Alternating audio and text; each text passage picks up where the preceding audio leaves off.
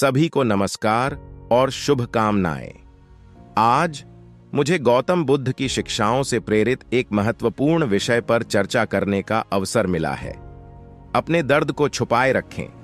यह अवधारणा पहली नजर में विरोधाभासी लग सकती है, लेकिन इसमें एक महत्वपूर्ण ज्ञान है जो हमें जीवन की जटिलताओं को ग्रेस और रेजिलियंस के साथ नेविगेट करने में मदद कर सकता है।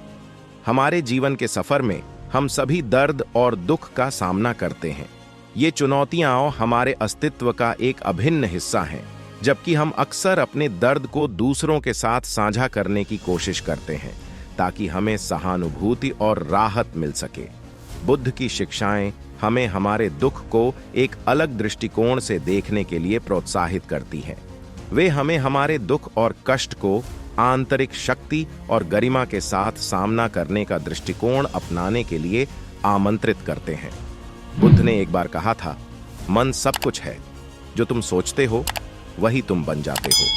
यह शिक्षा हमें याद दिलाती है कि हमारे विचार और भावनाओं का हमारे कल्याण पर कितना गहरा प्रभाव पड़ता है। जब हम दर्द में होते हैं तो यह स्वाभाविक है कि हम दूसरों से सांत्वना और समझ की तलाश करें। हालांकि बुद्ध की सलाह है कि आंतरिक शांति और संतुलन खोजने में ताकत है, बजाय कि बाहरी मान्यता पर पूरी तरह से निर्भर रहने के।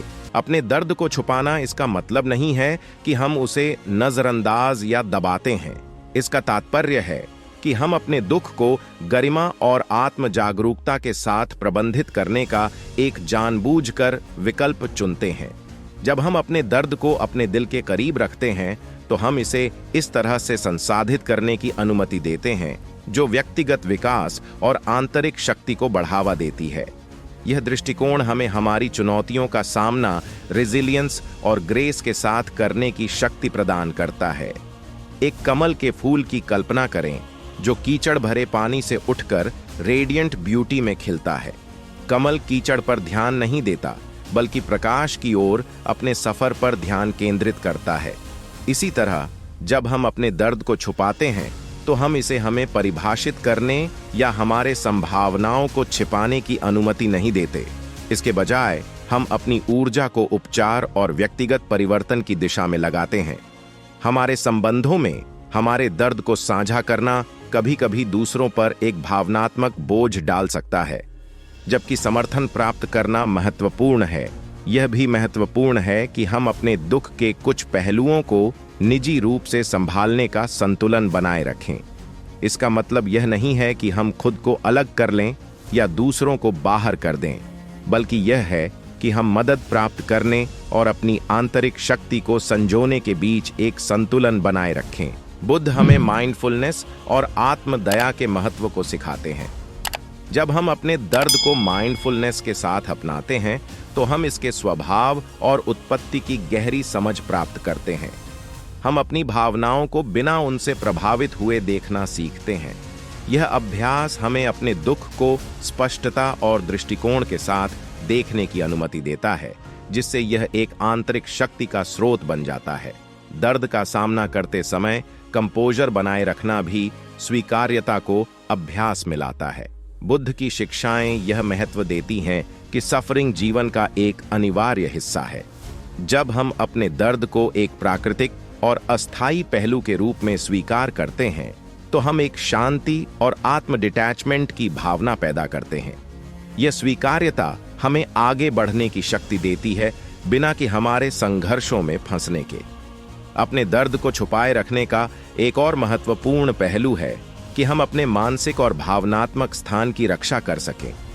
जब हम अपने दुख को निजी रूप से संभालते हैं तो हम एक सुरक्षित स्थान बनाते हैं जहां हम सोच सकते हैं, ठीक हो सकते हैं और अपने संतुलन को फिर से प्राप्त कर सकते हैं।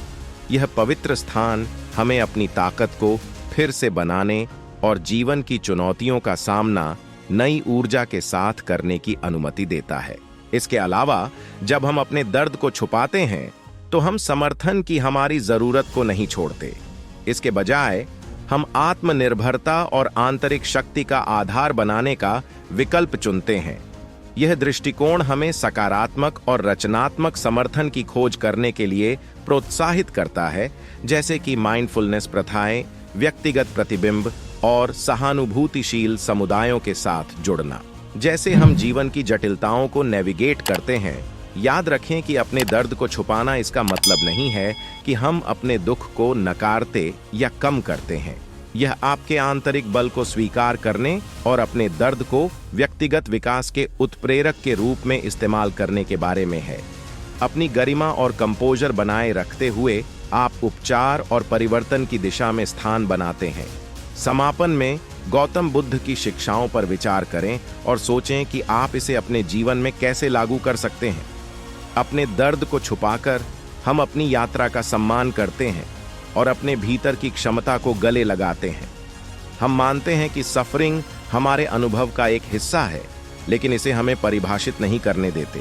इसके बजाय हम अपनी आंतरिक शक्ति और संभावनाओं पर ध्यान केंद्रित करते हैं। आपका ध्यान देने और इस महत्वपूर्ण शिक्षा की खोज में शामिल होने के लिए धन्यवाद। मैं आशा करता हूं कि आप अपने भीतर शांति और ताकत पाएं और अपनी यात्रा को ग्रेस और रेजिलियंस के साथ नेविगेट करें। फिर मिलते हैं एक नई वीडियो के साथ। तब तक आपका ख्याल जरूर रखिए और मेरे चैनल को जरूर से सब्सक्राइब, शेयर और लाइक कीजिए।